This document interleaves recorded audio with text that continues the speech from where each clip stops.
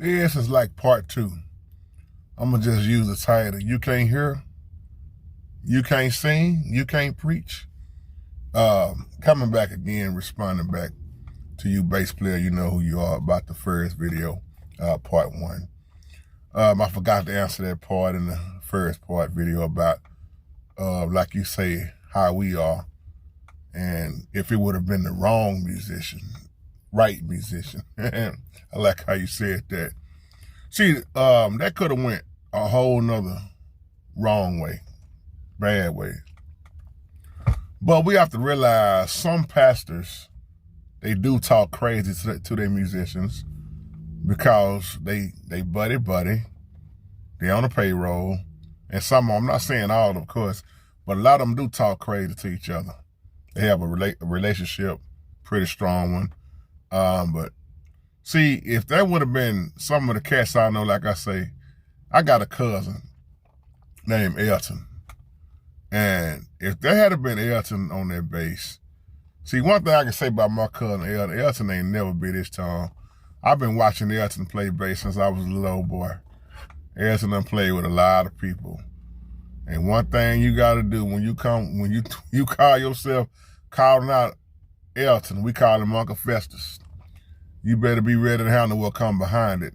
See, if that had probably been Elton on the bass, and he probably would have kept it respectful and clean for the first part, but if he would have been trying to learn that song at the last minute in the middle of that service like Pastor Brian Cohen was doing, and when he said that part, you can't hear, Elton probably would have said, nigga, you can't preach, you can't sing. And right then, it would have took a turn for the worse. Because as I stated in part one, there are musicians, you're not going to talk to them out in the public like that and think they just going to sit there and be quiet. But then another thing is they're not showing the whole video either.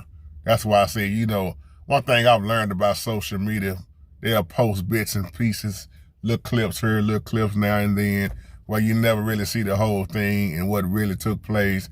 But there had been my cousin, people I know, myself.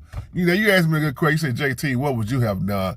It depends on what kind of pastor it is with me also, because see, I don't have no problem getting in the mic. I remember in my church, well, not the last church I was at, but a church I was at for a while, 15 years. And this particular Sunday, we were singing a song that, it was that, what's that song?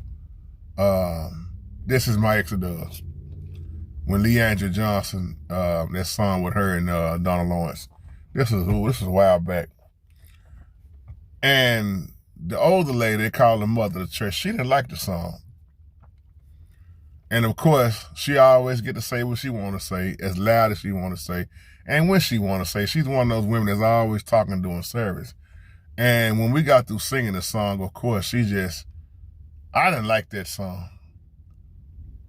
And I understood her point, especially as an older person. But she said she didn't never want to hear that song again. Don't sing that song. We need to find a better song to sing. That song didn't hit her. And the church was quiet. Pulpit, quiet. I was saying to myself, I know Pastor's finna get her. But Pastor just stood there. Nobody said nothing. Now, you know I'm a minister of music, so my microphone is hot. My boom stand is hot. My mic is always in front of me. And Holy Spirit told me to rebuke her right then, out of love. Because she hurt the woman's feelings that was singing the song. Because anybody that know the song comes on saying, Lord, deliver me. Lord, deliver me. Because all I seem to do is hurt me. And she didn't like that part off top. But I said, no, with all due respect, I said, every song ain't for you. And I said, sometimes you just need to be quiet.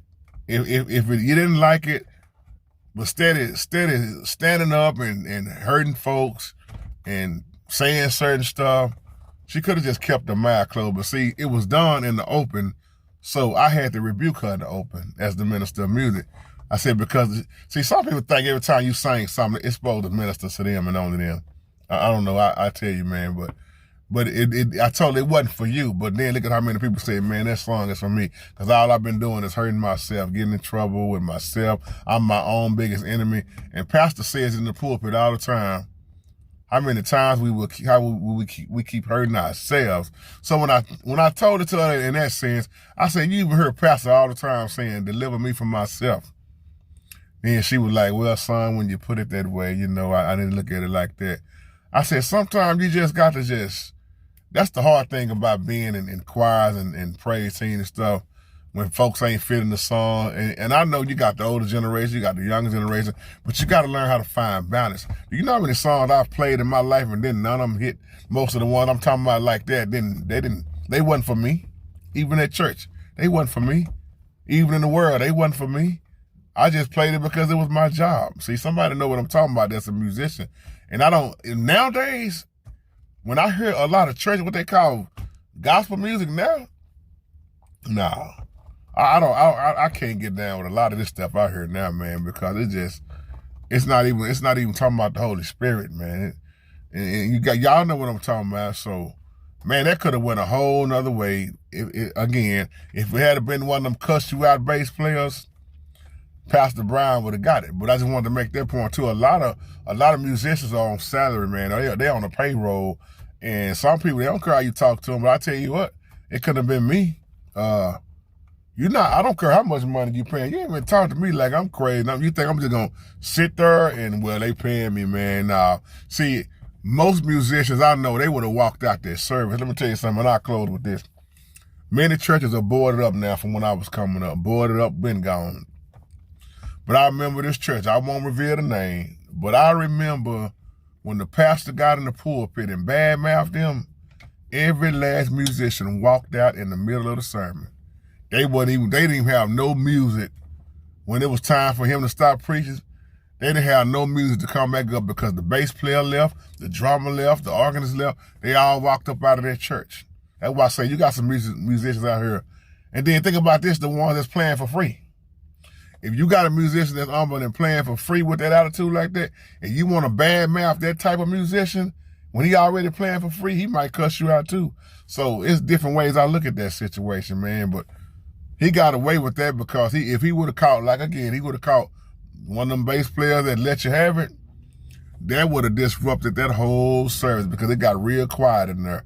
And some people just not going to tolerate you saying what you want, especially if they take it the wrong way. So that's my other part too, man. Love y'all. Shalom.